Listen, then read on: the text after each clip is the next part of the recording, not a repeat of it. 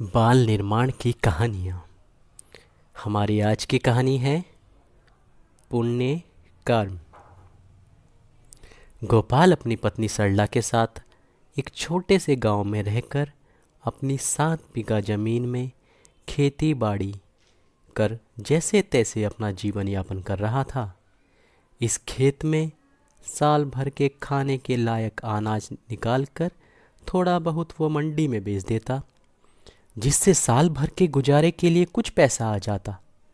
मगर आजकल मंडियों में भी बिचौलियों का इतना बोलबाला हो गया कि उन्हें कुछ दिए बिना एक छोटे किसान के लिए अपना अनाज बेच पाना मुश्किल हो जाता। गोपाल भी कई दिनों से मंडियों के चक्कर काटकर खाली हाथ घर आ रहा था। आज भी गोपाल जैसे ही घर के आंगन में पैर रखता है, उसकी पत्नी सरला उत्सुकता से पूछती है, जी आज कुछ बात बनी क्या? गोपाल भी हाँ में सिर हिलाते हुए पैसे सरला के हाथ में रखते हुए बोलता है, बस दाम थोड़े कम मिले हैं, मगर ईश्वर की कृपा से गुजारा हो जाएगा। आप पहले बच्चों की वर्दी का नाप दे आओ और नया बस्ता दिला लाओ, स्कूल में मास्टर रोज टोकता है इन्हें, सरला ने कहा।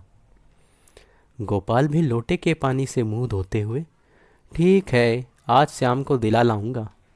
तू भी अपने लिए एक साड़ी लेती आना, तेरी बहन के यहाँ भी तो लड़के की शादी है, वहाँ ऐसे जाएगी क्या?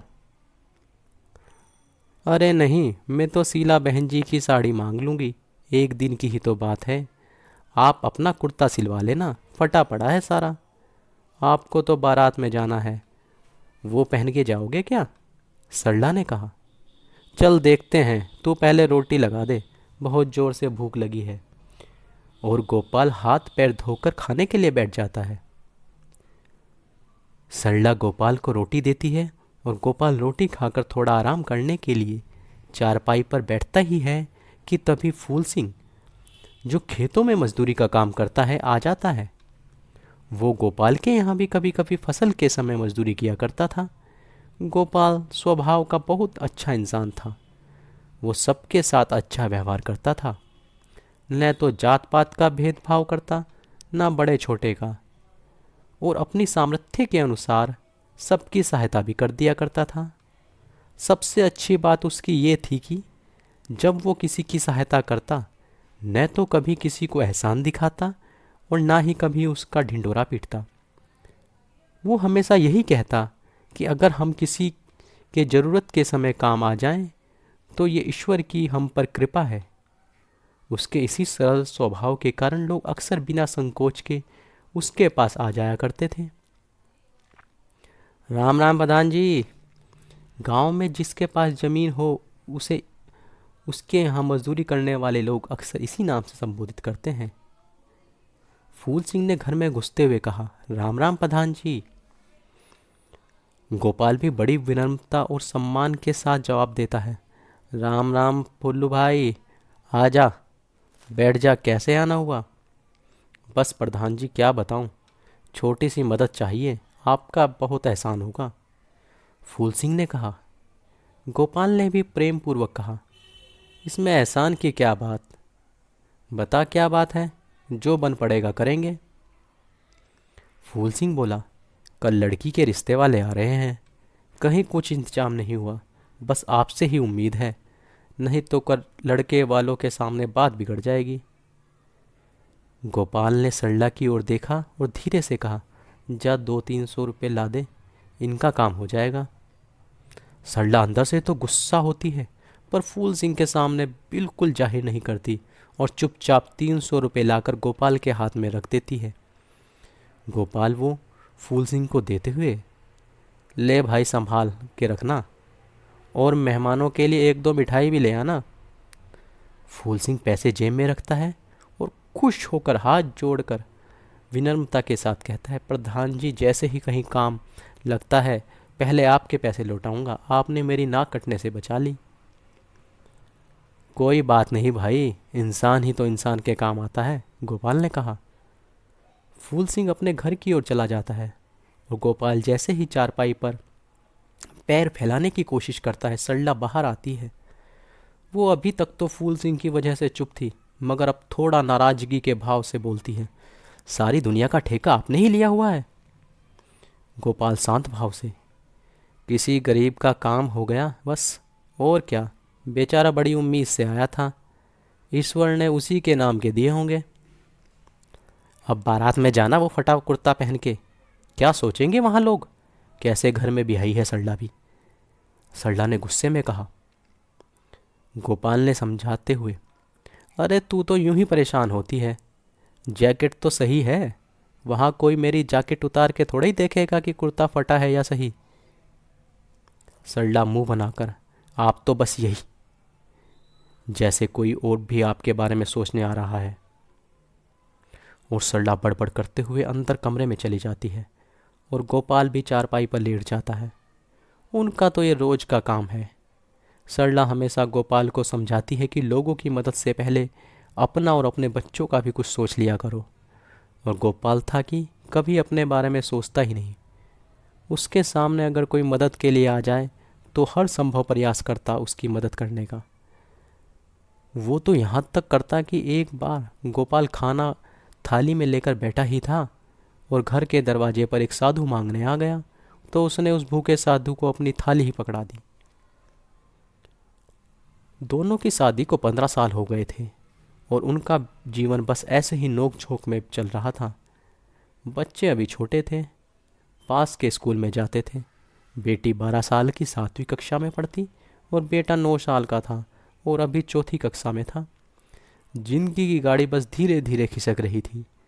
परिवार में सबके जीवन में अपार संतोष के कारण तकलीफ ज़्यादा नहीं होती थी। गोपाल सुबह ही खेत में जाता, अपनी गाय के लिए घास लाता, सरला उसका घर के काम में हाथ बटाती। खेती का काम गोपाल करता और घर का, गाय का, घास पानी दूध का काम दोनों मिलकर आपस में कर लेते। सब ठीक चल रहा था कि अचानक खेत में काम करके जब गोपाल घर लौटा तो एक दिन उसकी तबीयत बिगड़ गई। सरला दौड़कर एक रिक्शे वाले को बुलाकर लाई और उसे सरकारी अस्पताल ले गई। डॉक्टर ने उसकी जांच करी और उसे अस्पताल में ही भर्ती कर रात में सरला को भी उसके पास ही रुकना पड़ा। आने से पहले सरला बेटी को समझा कर आई थी कि घर पर भाई का भी ध्यान रखना और आने में देर हो जाए तो रसोई घर में रोटी रखी है, दोनों खा लेना। मगर उसे क्या पता था कि यहाँ पर अब रात रुकना पड़ेगा। सरला रात भर परेशान थी। साथ ही उसे ये भी चिंता थी कि उसकी अनुपस्थिति में गाय का घास पानी कौन करेगा, दूध कौन निकालेगा। साथ ही रात भर बच्चे अकेले कैसे रहेंगे। रात भर सरला के दिमाग में यही घूमता रहा। सुबह जब गोपाल को थोड़ा आराम हुआ तो डॉक्टर ने घर जाने की इजाज़त तो दी, मगर 2-4 दिन घर पर आराम करने की सलाह भी दी। रिक्शा करके जैसे ही घर पहुंची तो उसने देखा कि पड़ोस की एक बूढ़ी अम्मा बच्चों के पास बैठी थी और बच्चों को नाश्ता करा रही थी। अम्मा को वह बच्चों के साथ देखकर संतोष के भाव से सरला ने कहा, ताई आप कब आई यहाँ? बूढ़ी अम्मा ने कहा, बेटा मैं तो कल शाम से यही हूँ। जब तुझे गोपाल के साथ रिक्शा में जाते देखा तो मुझे लगा कुछ गड़बड़ है, तो मैं दौड़ कर घर आई तो बच्चों ने बताया कि गोपाल को तो अस्पताल लेकर गई है। तो मैंने सोचा बच्चे अकेले हैं तो मैं यहीं रुक गई। गोपाल कैसा है अब? सरला ने चैन की सांस ली और कहा, ये तो अब ठीक है, बस डॉक्टर ने 2-4 दिन आराम करने को बोला है।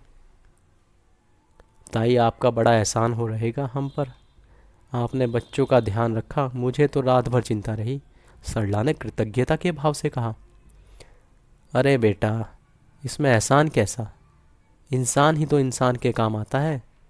जब तेरे ताऊ बीमार हुए तो गोपाल ही तो उन्हें डॉक्टर के यहाँ ले गया था और 2-3 दिन वही रहा, वरना मैं बुढ़िया कहाँ जाती? बूढ़ी अम्मा ने जवाब दिया। सरला बच्चों की चिंता से मुक्त होकर बैठती ही है कि तभी पड़ोस की विमला चाची हाथ में दूध की बाल्टी लेकर अंदर आती है और बोलती है, आ गई सरला, गोपाल ठीक है अब? सरला हाँ में गर्दन हिला देती है। विमला दूध की बाल्टी रखते हुए बोलती है, ले तेरी गाय का दूध निकाल दिया और घास पानी सब हो गया, शाम को एक बार फिर चक्कर लगा दूंगी। और हाँ, शाम का दूध तेरी रसोई घर में रखा है, एक बार फिर उबाल लेना जो बचा होगा। चाची आपकी बहुत मेहरबानी, आप ना आते तो गाय रात भर ऐसे ही खड़ी रहती, सरला ने कहा। अरे सरला, कैसी बात करती है तू भी, इंसान ही तो इंसान के काम आवे। एहसान तो गोपाल का है हम पर। जब मेरी बड़ी बेटी कुसुम की शादी हुई तो बारात दरवाजे पर आने को थी और खाने का कोई इंतजाम न था। तब गोपाल ने ही चावल का कट्टा ला कर दिया अपने घर से। तब जाकर बारात के लिए दाल भात का इंतजाम हुआ था, बिमला चाची ने कहा। बिमला चाची की बात सुनकर सरला गोपाल के मुंह की तरफ देख उनके नेक कर्मों को सोच ही रही थी कि तभी फूल सिंह आवाज़ लगाता है। प्रधान जी क्या हो गया? गोपाल धीमी आवाज़ में, बस कुछ नहीं भाई, कल जरा से चक्कर आ गए थे। क्या कहा डॉक्टर ने? फूल सिंह ने कहा पूछा। 2-4 दिन आराम करने के लिए बोला है डॉक्टर ने इन्हें, सरला ने जवाब दिया। ध्यान रखना प्रधान जी, और किसी काम धाम की चिंता मत करना। घास में रोज ला दूंगा खेत से और गाय को भी डाल जाया करूंगा। सरला की तो जैसे सारी चिंता ही दूर हो गई थी। थोड़ी देर बैठकर सभी अपने अपने घर को चले गए, मगर सरला चुपचाप बैठी गोपाल की ओर देख रही थी। गोपाल धीरे से पूछता है, अब तू क्या सोच रही है? किस चिंता में डूबी है? अब काहे की चिंता, सारा काम तो आपने पहले ही निपटा दिया। आप सच ही कहते थे, इंसान ही इंसान के काम आता है। आपके पुण्य कर्मों ने ही आज मुसीबत के समय हमारी सारी चिंता दूर कर दी। सरला आंखों से खुशी के आंसू पोंछते हुए दोनों बच्चे अपनी माँ के गले लगकर बैठ जाते हैं और सभी मन ही मन ईश्वर का धन्यवाद करते हैं और चैन की सांस लेकर सरला भी पीछे कमर टेक कर लगाकर आराम करने लगती है। धन्यवाद। अगर आपको ये कहानी अच्छी लगी हो तो हमें कमेंट में ज़रूर बताइए और वीडियो को आगे शेयर करना मत भूलिए। धन्यवाद।